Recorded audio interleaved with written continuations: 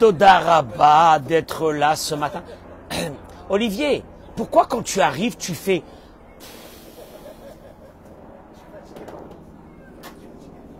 Dis-moi que je t'ennuie.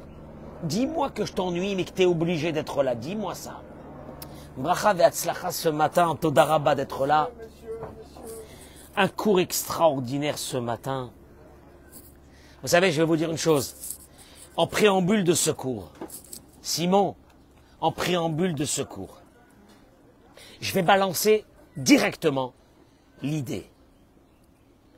Resteront mariés que ceux qui ont une force d'adaptation vis-à-vis de l'autre. Je suis arrivé à une constatation hier qui m'a illuminé ma journée. Resteront, Eric, je rajouterai, tu garderas des amis, Hervé, que si tu as une force d'adaptation vis-à-vis de ses amis. Tu garderas, on est dans une communauté, on gardera un lien avec la communauté que si on a une force de s'adapter vis-à-vis des autres. Je répète, celui que pour lui s'adapter aux autres c'est impossible, c'est une personne qui toute sa vie changera d'environnement et d'amis et de personnes et de connaissances tous les quelques mois. Pourquoi je dis ça?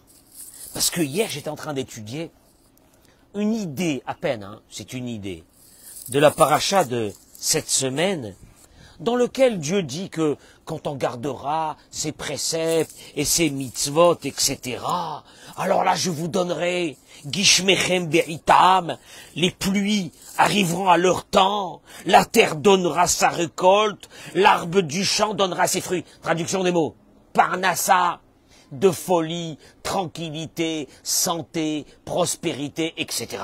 Donc tu dis à ce moment-là, tu dis, bah, je suis bien déjà. Hein. Si j'ai tout ça, je suis bien. Ve'achaltem, et vous mangerez votre pain à satiété.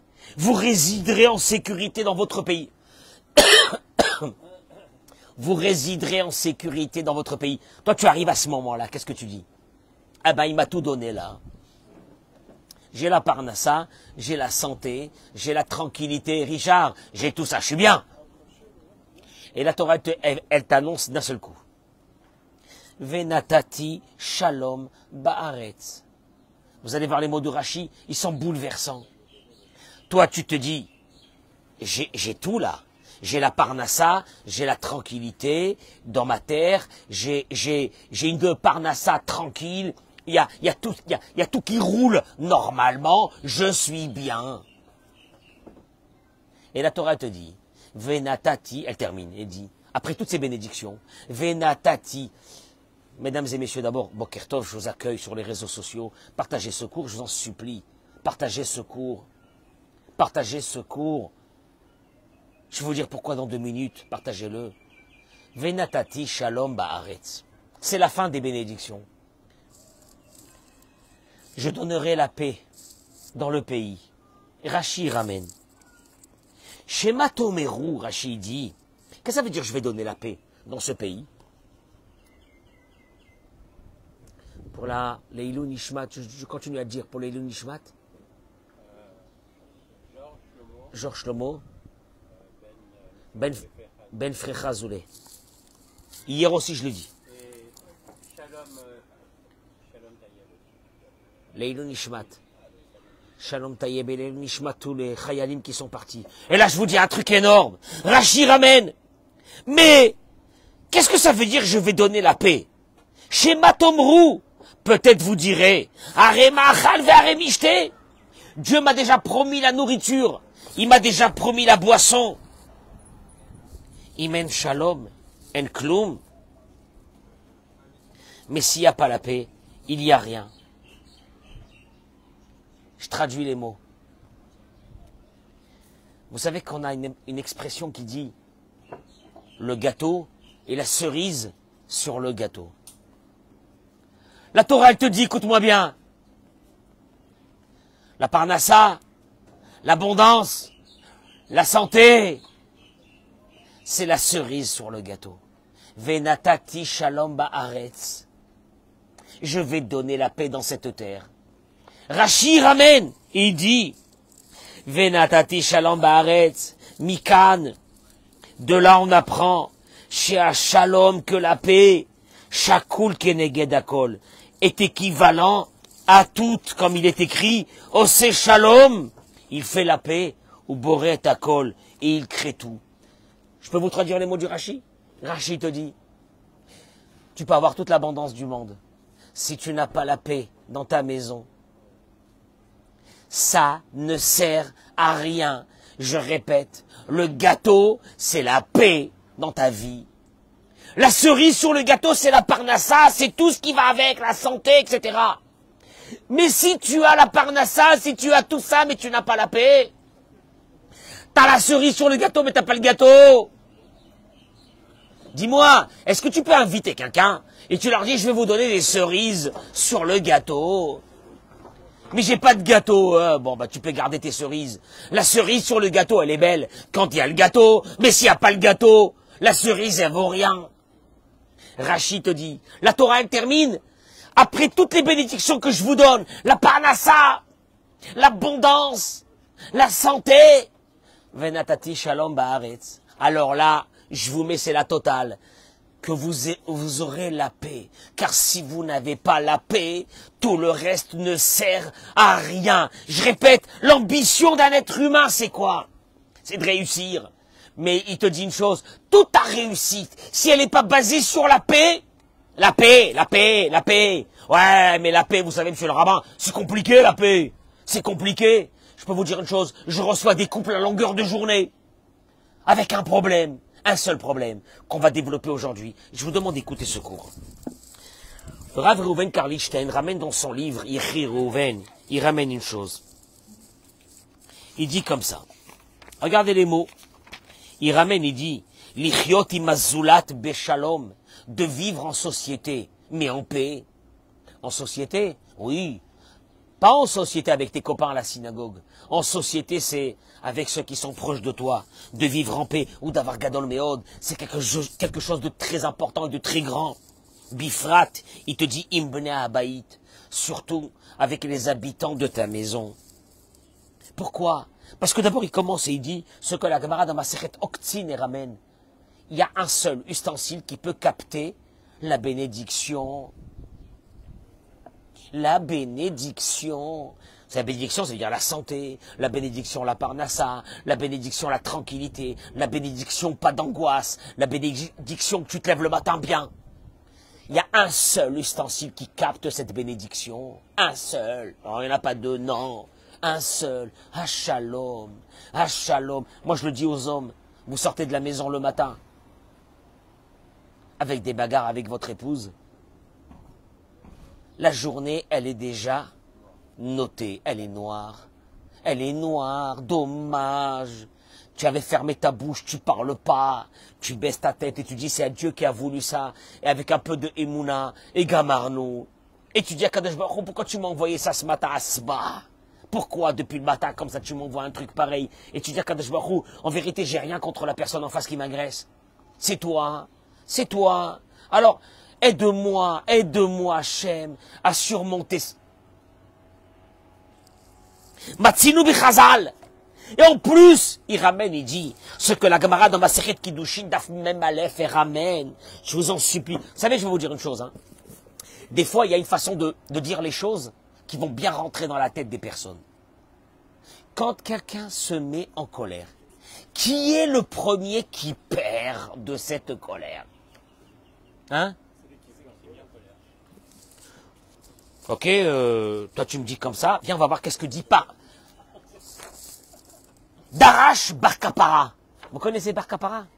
Hein? Avant de commencer un Kaddish, qu'est-ce qu'on dit? Tane Bar Kapara. On finit le comment on appelle ça? L'une des prières qui est importante de la Ketoret, Tane Bar Kapara. Bar Kapara, il dit Achat les Shishim ou les Shiveim Shana et Tabach. Bar Kapara, il vient dans la Gemara. Fin de la page, même verso. Et il dit Bar Kapara. Ragzan, le colérique, lo alta beyado et la ragzanuta. Écoutez ces mots. Il n'obtient rien d'autre que sa colère. Je vais expliquer que ça veut dire il n'obtient rien d'autre que sa colère. Ou les Adam Tov, et quelqu'un qui est bon, matrimi moto pirim asab, on lui donne à goûter les fruits de ses actions. Il ramène ici, il dit comme ça, Bar Kappara enseigne qu'un homme coléreux est puni non seulement dans le monde à venir, car la colère conduit à la faute, mais encore qu'il souffre même dans ce monde, car la colère affaiblit physiquement l'individu. Ah, tu t'es mis en colère. Ah, en colère. Ah, je me suis tapé une colère ce matin. Oh là là, je suis monté sur mes... Hein? Comment... Hein? Ah, sur mes chevaux. Quels chevaux? Tu es monté sur un âne. Il est monté sur ce chevaux. Il est monté sur ce grand chevaux. Il monté sur rien du tout. Il dit Bar Kappara, le colérique, il paye lui-même. Sa santé se détériore. Alors, tu sais quoi? J'ai envie de te dire un truc. Tu veux te mettre en colère, à la place de te mettre en colère, prends un couteau tous les matins et coupe-toi un peu les veines. Coupe-toi... Ah non, comment vous pouvez dire une chose pareille? C'est grave. Coupez-vous les veines. Il dit Bar Kappara, lo alta lo la ragzanuto, le colérique va payer physiquement sur sa colère. Les mots de Bar Kappara. Ah ben non, maintenant, c'est bien de le dire. C'est pourquoi? Parce que le colérique, il pense que bon, d'être en colère, c'est une avéra, c'est quelque chose de pas bien, etc. Et la Torah te dit, écoute-moi bien, tu payes, tu es en train de détruire ton corps. Et tout ça pourquoi? Et tout ça pourquoi? Je vous en supplie, écoutez-moi ce cours de Torah. Écoutez-moi, il dit le Rav ici une chose extraordinaire. Il dit Kol echad rotze, liskot le shlom bait amiti. Il n'y a pas un être humain que tu parles avec lui qui n'a pas envie de vivre tranquillement chez lui à la maison. Il n'y a pas un homme, il n'y a pas une femme qui n'a pas envie de vivre tranquillement dans sa maison. Et il dit, Vekol sheken, misheshlo marchavot shel girushin. Et puis là, on est face à une génération qui n'ont qu'une seule pensée dans leur tête. Quand ils sont mariés, c'est quelle pensée? Se divorcer. C'est un truc de fou. Je reçois des couples. Ah, je suis au bord du divorce. Des milliers de messages. Je suis au bord du divorce. Je pense que je vais divorcer. Baka, qu'est-ce qu'il y a? Il dit, regardez, il dit le Rav. Il dit, et surtout, je voudrais parler à ceux qui ont des pensées de divorce. Et je voudrais parler aussi, surtout, à ceux qui se sont déjà divorcés. Pour savoir comment repartir sur une énergie normale dans une... Olivier, il y a des crises. Il y a des crises dans le couple. C'est pas un problème. Il y a des crises. Il y aura des crises. Mais il te dit, écoute-moi bien, il y a deux personnes. Celle qui décide qu'à partir du moment où il y a une crise, de descendre, et celle qui décide à partir du moment d'une crise, de monter. Alors maintenant, comment on fait? Il explique. Il dit que chez Sha'alnou, et Techad Mizik Neador, quand on a demandé à un des anciens de la génération, un tzaddik, comment se fait-il qu'aujourd'hui, on est arrivé à une situation où les divorces sont devenus monnaie courante? Monnaie courante. Ah, j'ai plus de force. Ah, j'ai plus de force. Pourquoi on n'écoutait pas ça avant? Ah, j'ai plus de force. Ah, je peux plus. Ah, je peux plus. Et il explique et il dit la chose suivante. Gamlanou, il dit ce grand rave. Nous aussi, il dit, nous avions à notre époque. Tu crois qu'à notre époque, à la maison, tout allait bien? Mais tu es fou! Il y a quelqu'un qui m'a dit, mais vous savez pas, avant, à l'époque avant, les femmes parlaient pas à la maison, disaient rien, le mari faisait ce que voulait. C'est du mytho. Même avant, il dit ce grand rave, nous avions des problèmes dans nos maisons. Mais bien sûr, aval me'olam, mais jamais, lo alta, al da'atenu leitgaresh. Jamais il nous est venu une idée qui s'appelle celle de divorcer. J'explique. Est-ce que quand tu as une crise avec ton fils il t'a tué. Est-ce que tu as une crise avec ta fille? Est-ce que monte dans ta tête une idée qui est je vais couper les ponts avec mon fils? Hervé, comment ça se fait que ça arrive pas ça?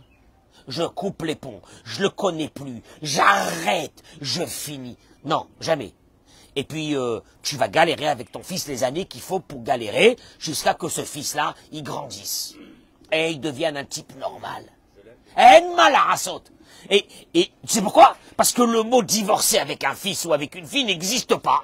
Donc, il y a un combat qui va se mettre en place. Il y a une abnégation. Il y a un travail qui va se mettre en place. Mais quand tu dis aujourd'hui, quand un homme il dit aujourd'hui, oh, ça va pas, je me casse. Ou quand une femme dit, je peux plus rester avec ce monsieur, je m'en vais. Et il te dit, c'est là le problème. Il dit, Mikan Yilmad, Kol Echad Etaken et Atfissa Amot. Partagez ce cours-là. Je t'en supplie, partagez. C'est pas un cours de Torah que je vous donne à 5 cours de la vie. Ah, ils m'ont saoulé. La vérité, ils m'ont saoulé. Ils arrêtent pas de m'appeler, les gens. Ils arrêtent pas. Et moi, je dis, comment je vais faire? Je dis à ma femme, comment on fait? C'est quoi cette génération? C'est quoi cette génération? Le mec, il a fait un mariage à 1 million. 1 an après, il m'appelle. Il y a une espèce d'abruti. Pourquoi t'as fait un mariage à 1 million si c'est pour m'appeler 1 an après? T'as même pas fait de quoi? De préparation à ce mariage. Et là, il dit une chose. Je voudrais, il dit le Rav, aborder une conception erronée de la vie. Chez Shalom Baït, que de croire que le shalom à la maison, c'est quelque chose de facile. Parce que j'ai entendu un qui a dit, ah bon, tu es marié avec une Algérienne, tu es marié avec une Marocaine, je te plains. Et je vais te dire un truc, tu es marié avec une Tunisienne, tu es marié avec une Éthiopienne, je te plains aussi. C'est la même chose. C'est la même chose. Arrêtez de faire votre mytho. Arrêtez! Arrêtez, ça veut rien dire ça. Tu sais pourquoi? Il dit le Rav une chose. Quand on voit des personnes qui ont, des couples qui ont la paix à la maison, tu vois un couple qui a la paix, qu'est-ce que tu te dis? Il dit le Rav, tu te dis que quoi, Olivier? Il a de la chance. Il a eu de la chance, il est tombé avec une femme qui était facile. Il dit c'est faux. Ça n'existe pas. Tomber avec une femme facile ou avec un mari facile. Mais alors quoi? Il dit, tu sais pourquoi ils ont réussi à construire un couple et avoir une certaine paix à la maison? Il dit que eux aussi ils ont eu besoin d'une chose. Et c'est cette chose qui leur a amené la paix. Je répète, Samuel, il n'y a pas de paix dans une maison. Il n'y a pas de paix dans une maison. Il n'y a qu'une chose, il dit le Rav. Quand tu vois la paix dans une maison, c'est parce qu'il y a eu 2 personnes qui ont décidé de s'adapter, de baisser la tête, chacun à un certain moment de la journée. À Maskana, maintenant j'explique une chose. Quand je vois un jeune, je lui dis tu vas te marier, il me dit oui. Je lui dis tu sais que il faudra baisser la tête. Il comprend pas. Il comprend pas. Maintenant, Baruch Hashem, dans le tas, il y a des personnes qui ont appris à baisser la tête. Ils ont réussi à garder leur mariage. Je répète, un mariage n'est rien d'autre que de baisser la tête et de s'adapter à l'autre. L'homme à la femme à l'homme. Et tous ces hommes que moi j'ai rencontrés, qui se sont mariés plusieurs fois, c'est juste un problème que cette conception de se baisser vis-à-vis de l'autre et de le comprendre et que c'est pas facile. Et elle est là, et elle te dit, toi tu dis, mais qu'est-ce que j'ai fait de ma vie de me marier avec ça? Et tu te dis, ok. Oui, tu as raison. Et toi tu dis, tu as raison, et tu lèves tes yeux vers Hachem et tu dis, Hachem, je t'en supplie, envoie-moi la bracha parce que j'ai dit que j'ai raison, et je le fais pour toi, Kadosh Baruch Hu. Cet homme-là, il vivra béchalom. Le shalom n'existe pas. C'est pas coup de poker. Il y a eu shalom à la maison. Je répète, il n'existe pas. Écoute-moi bien. Le shalom et l'amour, c'est que dans les films. Alors dans les films, tu vois, je sais même plus c'est qui les comment on appelle ça, les acteurs aujourd'hui. Je suis resté bloqué à Richard Gere. Richard Gere, c'est ça? Voilà, Alain Delon ça c'est, écoute-moi bien. C'est un film. Il n'y a rien de réel. Le réel, c'est prise de tête. Mais, si tu as une adaptation à l'autre qui est, ok. Un mariage, Gérard, un mariage, en vérité, c'est 2 associés qui se mettent dans un bureau et qui se serrent la main et qui disent on va commencer à faire un business ensemble. Maintenant, écoute-moi bien. Et ton associé ne te ressemble pas du tout. Mais comme tu sais que tu vas gagner du flous, qu'est-ce que tu fais? Tu t'adaptes. Tu t'adaptes. Si tu t'adaptes pas à l'associé, après quelques semaines, il s'en va. On a terminé. Et il dit le Rav, la chose suivante. Et il dit comme ça. Il dit, Kacher bnei azug mevinim, quand un couple comprend, qu'un mariage ne commence pas et se termine pas à une soirée. La soirée. Combien de robes je vais changer? Combien de chaussures je vais mettre? Tu peux pas mettre plus qu'une paire. Combien de chaussures je vais mettre? Le aîné. Qui va venir au aîné? Combien on va dépenser pour ça? Il te dit, ceux qui ont compris que le mariage ne commence pas et ne se termine pas avec une choupa, avec une soirée, et qui sont prêts. Là, on arrive à la réalité. Moi, je dis à quelqu'un, tu sais, c'est quand ta réalité? Quand tu seras marié. Quand tu seras marié, tu seras confronté à quelqu'un qui est diamétralement opposé, qui pense pas comme toi, qui ne réagit pas comme toi, qui ne vit pas comme toi, qui n'a pas les sentiments comme toi, qui n'a rien comme toi. Et tu t'adaptes à l'autre. Je dis ça aux hommes et aux femmes. Alors il dit, il n'y a aucune raison qu'ils arrivent à un divorce. Traduction des mots, le divorce, c'est quand l'un ou les deux ont décidé de ne pas s'adapter à l'autre. Vous avez compris ce que je suis en train de dire ou non? Maintenant, celui qui ne peut pas, je le dis aux garçons et aux filles, qui ne peuvent pas s'adapter aux autres et qui sont sûrs et certains que c'est les autres qui doivent s'adapter à eux, je vous en supplie, Rahmanout, pitié, ne vous mariez pas. Ne vous mariez pas, vous donnez du travail à tout le monde et à la fin vous divorcez et vous drainez le malheur dans le monde. Je répète, c'est comme, écoute-moi bien, c'est comme dans une synagogue, c'est comme partout. Si tu n'arrives pas à t'adapter à l'autre, vous savez, je vais vous dire une chose, ceux qui n'ont pas réussi à s'adapter aux autres, je les vois aujourd'hui, ils ont 60 ans, 70 ans, ils sont seuls.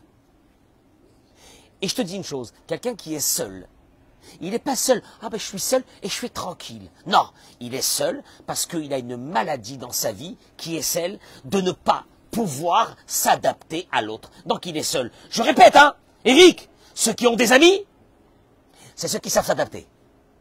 Parce que ton ami ne te ressemble pas, il n'est pas comme toi, tu t'adaptes à l'autre. Samuel, il n'y a rien à faire. Tu trouves quelqu'un qui est seul, cette solitude ne peut provenir que d'une seule chose, un manque total d'adaptation vis-à-vis des autres. Donc tu as décidé de quoi? De rester quoi? Seul. Le seul problème, c'est que tu restes seul, mais quand tu es marié, tu vas rendre malade et tu vas rendre malheureux tous ceux qui sont autour de toi parce que tu n'arrives pas à t'adapter à l'autre. Je pense pas comme toi, je réfléchis pas comme toi, je réagis pas comme toi, je vis pas comme toi. J'ai pas le même cerveau que toi, j'ai pas le même corps que toi, j'ai rien comme toi. Et maintenant, tu veux qu'on se marie? Viens, on se marie. Et comment ça va marcher? Maintenant, il y a certains fous et grands malades qui pensent que c'est les autres qui vont s'adapter à eux. Là, c'est un concept. C'est pas grave, ça va tenir quelques heures, quelques jours, quelques mois. Le shalom, c'est ça. Le shalom, c'est ça. Le shalom, c'est la hanava. Le shalom, c'est l'humilité. Il dit, Kivan shetachlit briat adam wa imuna, ובורא עולם רוצה שכל אחד ואחד יגיע לתכלית הזאת הכנות אל התרגילים ומבחנים של אמונה במהלך חייו. Il te dit, écoute-moi bien, Simon, le but d'un homme, c'est d'arriver à avoir la foi dans ce monde, que Dieu existe et qu'il est avec toi. On est bien d'accord ou non? Non, parce qu'on t'a pas demandé qu'après 120 ans, tu vois Dieu. Ça, tu le verras. Ah, t'as pas besoin de moi. Le but, il est que dans ce monde noir de Hastara, dans ce monde de difficultés de tous les matins, du quotidien, etc., tu rencontres Dieu. Il te dit une chose, eh ben Dieu, il va t'envoyer ce qu'on appelle des targilim. Vous savez, c'est quoi des targilim? Des exercices. C'est quoi les exercices? La femme qui va te mettre à côté, le mari qui va te mettre à côté. Maintenant, hein? Même dans ça, il y a la Emouna. C'est la plus grande Emouna. La plus grande émouna. Il te dit, Laura Varouche, sache une chose, c'est pas une punition divine, t'as raté ta vie, tu sais pas pourquoi tu t'es marié avec cette femme, tu sais pas pourquoi tu t'es marié avec ce mec, mais qu'est-ce que j'ai fait dans ma vie pour me marier avec ce mec? T'as rien fait. Akadosh Baruch Hu, si t'as marié avec cette personne, c'est quoi? C'est que les exercices à travers cette personne sont cause humains pour toi. Simon, on peut accepter ça ou non? C'est dur, hein? Non, parce qu'on a tous la foi, mais jusqu'à la maison. On a tous la foi, mais jusqu'à ma femme et mon mari. On a tous la foi, on fait du télim, on fait afrachatrala, hein? On a la crainte de Dieu, on a la croyance en Dieu, oui ou non? Et quand ça arrive au couple, ah non. Ah non, non, non, non, non, non, non. Enfin moi, j'ai ma personnalité. Ta personnalité, qu'est-ce que ça veut dire? Ta personnalité, te marie pas. Te marie pas, ta personnalité, te marie pas. Te marie pas. Quoi, c'est ça le mariage? Maman.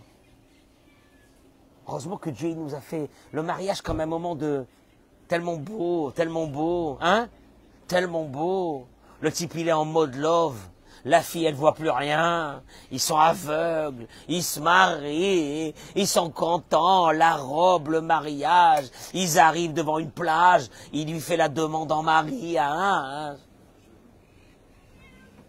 C'est bien. Je ne pas dire que c'est pas bien, c'est bien. Mais c'est pas ça le mariage.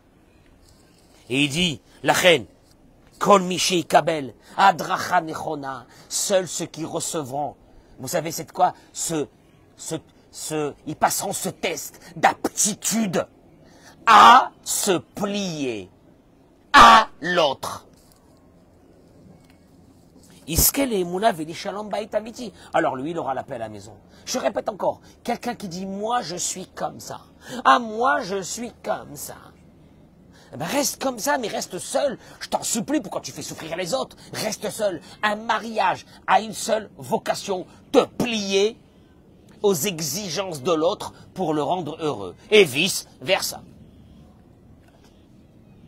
En deux mots, on se met à deux personnes. Et un il dit, qu'est-ce qui peut te faire kiffer? Je te le fais. Et toi tu dis, qu'est-ce qui peut me faire kiffer? Je te le fais. C'est ça le mariage. Ça va durer combien de temps? En principe, une vie entière.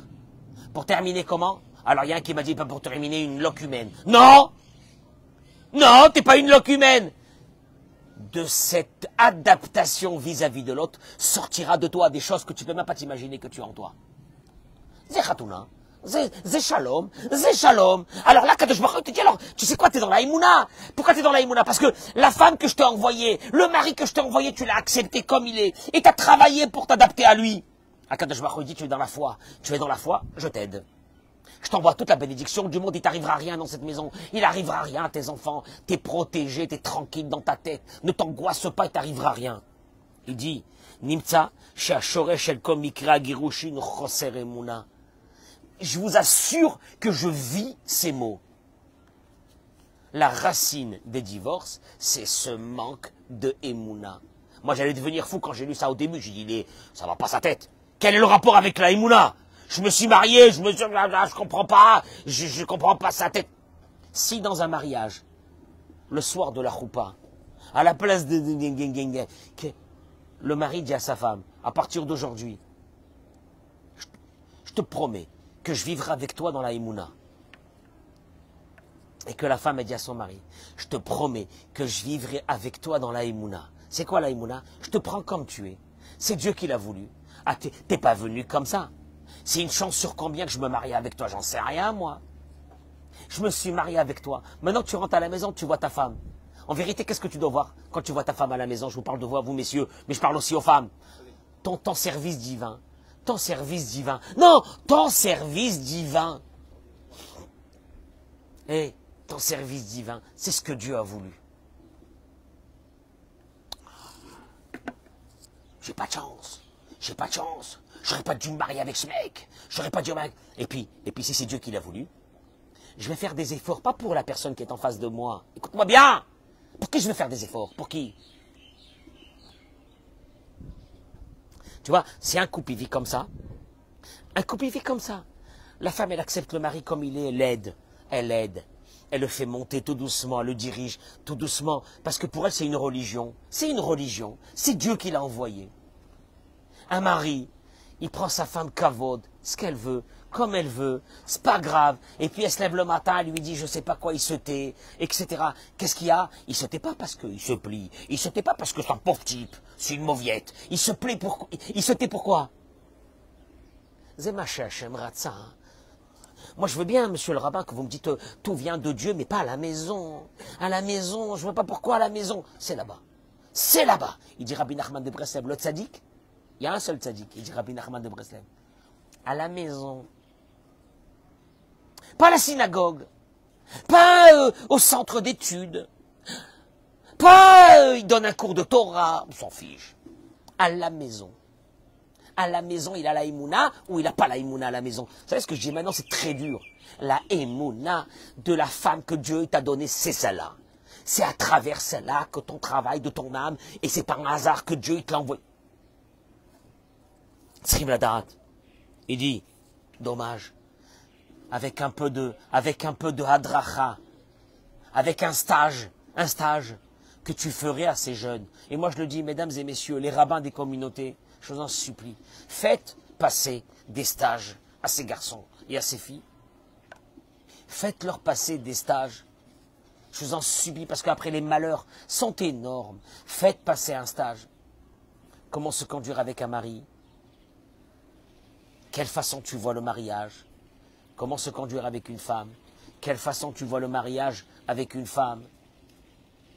De quelle façon vous devez, dans la maison, tempérer les histoires des parents et des beaux-parents qui nous ont tué la vie.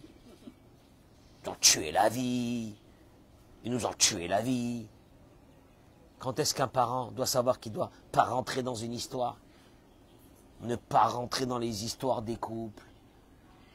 Les envoyer chez des étrangers ou chez des personnes qui sont compétentes.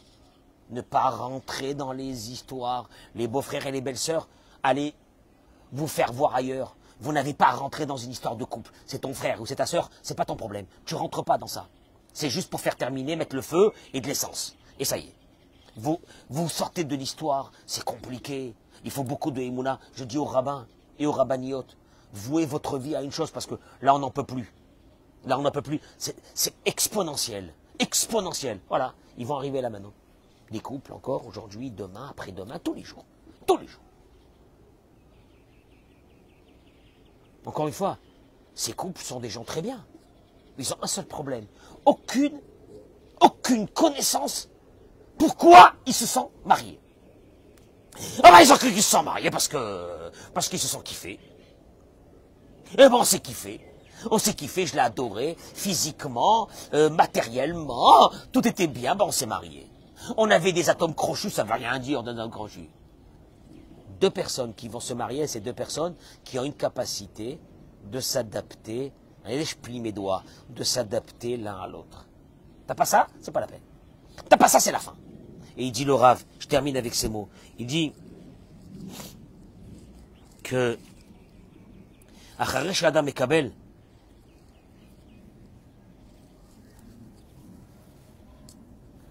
il y a eu combien de personnes qui ont, il dit le Rav, qui ont eu la chance que quand ça n'allait pas, ils se sont mis à apprendre. Eh ben, Baruch Hashem, miracle. Quand on se met à apprendre, c'est un miracle. Miracle. Quand tu apprends dans ta vie que pour vivre en société, il faut avoir une force d'adaptation. Si tu es renfermé sur toi-même, si tu penses qu'à toi-même, si l'autre n'existe pas devant toi, voilà où on en est aujourd'hui. Benezoug, Tzrim Ladat, les Ebaria, et Shnam Kaele, il dit, juste n'oubliez pas une chose, je termine avec ça. Il dit, je dis ça au couple. Un couple qui pense qu'en divorçant, surtout quand il y a des enfants, eh ben le divorce va lui amener une tranquillité. Il dit, il va doubler les problèmes. Il va doubler les problèmes. Et il devra à ce moment-là, pour gérer, parce que ça va être très difficile. Parce que ta femme, à ce moment-là, elle voudra te faire ta peau. Ton mari voudra te faire ta peau. On est bien d'accord. Pour gérer des enfants, vous savez qu'est-ce qu'il faudra? Il dit le Rav, et ça c'est dramatique. Il faudra arriver à développer une force d'adaptation vis-à-vis de ton ex. Et là il dit le Rav, si tu avais développé cette force d'adaptation, tu ne serais pas divorcé. C'est chaud, hein? On est obligé de s'adapter. Elle lui fera la peau. et la police, et les machins, et les trucs, et les hautes à la poêle, et les fermetures des territoires, et machin, et lui, il lui fera la peau sur ça, et sur ça, et sur ça, et sur ça. À la fin, ils seront obligés un beau matin de se dire, bon, on arrête la guerre, allez, qu'est-ce que tu veux? Alors, en vérité, si on l'avait fait ça, en étant mariés, ça aurait été... Et là, il dit une chose, je termine avec ces mots. Une chose. Tout ce qui est demandé à un être humain dans sa vie, c'est une chose. Apprendre, à comprendre. Il faut apprendre à comprendre que l'autre est différent de toi et qu'il a des attentes différentes et que toi, tu ne peux pas lui donner à l'autre ce que toi tu veux, mais il faut donner à l'autre ce que l'autre veut. Maintenant, les conséquences d'un bon mariage, c'est Venatati Shalom, Ba'aretz, le début du cours. Parce que tu peux avoir la parnassa, tu peux tout avoir. Mais si tu n'as pas la paix dans la maison, ça ne sert à rien, il te dit Rachi. Alors, le gâteau, la cerise sur le gâteau, c'est la parnassa, c'est tout ce que tu veux. Mais le gâteau, c'est que chez toi à la maison, ça va être comment? Il te dit Hachem, je te bénirai, que dans ta maison, il y aura quoi? La paix. Là, c'est le gâteau. Maintenant, si tu n'as pas ce gâteau, c'est une catastrophe. Maintenant, je termine avec une chose. L'idée, elle est même pas là. L'idée, elle est quoi? C'est que quand un couple, il se marie et qu'il met des enfants au monde, il s'engage devant Dieu à amener la prochaine génération du peuple d'Israël dans ce monde. Hein? Non, on croit que bon on a amené des enfants parce que c'est normal. Quand on se marie, c'est normal qu'on ait des enfants. Enfin, un couple doit avoir des enfants. Ça va beaucoup plus que ça. T'amènes la prochaine génération. Je peux vous dire une chose. Réussis ton mariage pour réussir tes enfants. Car si tu ne réussis pas ton mariage, c'est ça qui est dramatique. C'est que tes enfants seront fous, auront besoin d'un psychiatre, seront malades toute la vie parce qu'ils ont vécu dans une maison où il y avait une tension énorme, une maltraitance morale ou physique. Et un beau matin, ces enfants vont grandir tant bien que mal. Et ils vont se marier aussi. Mais comme ils sont fous, vous terminerez jamais avec eux. Alors pourquoi il n'y a pas un beau matin un homme et une femme qui se lèvent et qui voient ce cours et qui se disent un mariage, c'est qu'il faut que je m'adapte à toi et toi, tu t'adaptes à moi. Toi, il faut que l'autre qui vit à côté de toi soit heureux de ta présence. Il faut que l'autre qui vit à côté de toi fasse tout pour que toi, tu sois heureux de sa présence. T'as pas compris ça? T'as pas compris ça? Et tous les divorces viennent d'une chose. Ou un ou deux ont décidé de ne pas s'adapter. Ou un ou deux ont décidé de ne pas s'adapter. Égale divorce. Oh, dans certains cas, il y a eu des malheureuses ou des malheureux qui ont traîné quelques années. Et puis après, être fatigué de ne plus pouvoir rester avec quelqu'un qui les met dans un malheur les plus total. À la fin, de toute façon, ils vont tous divorcer.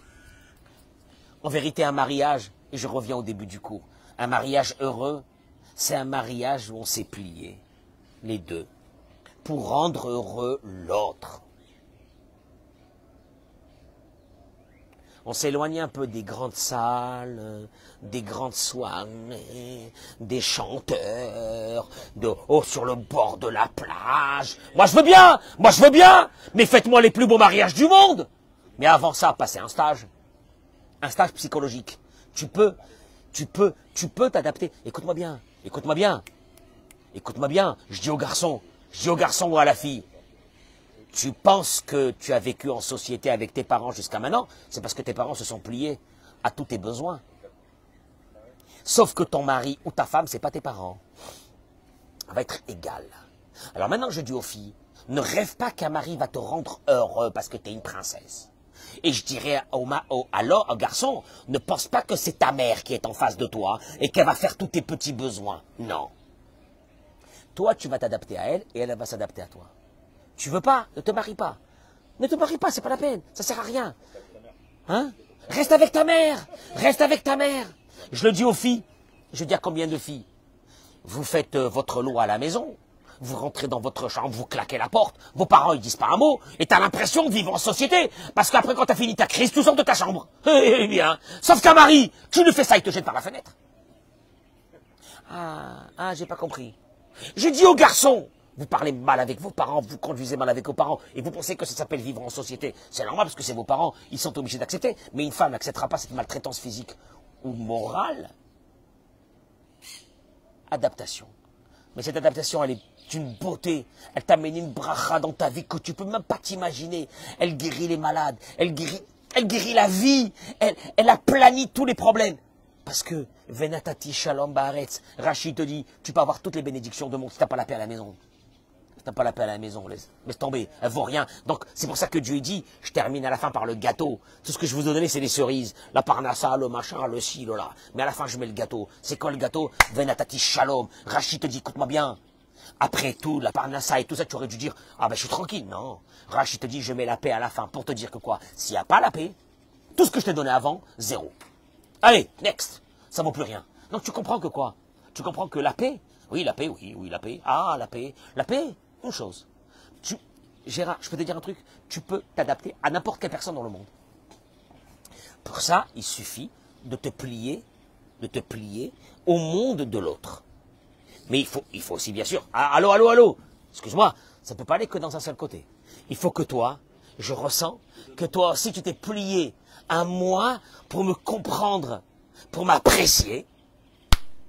Et là, ça match.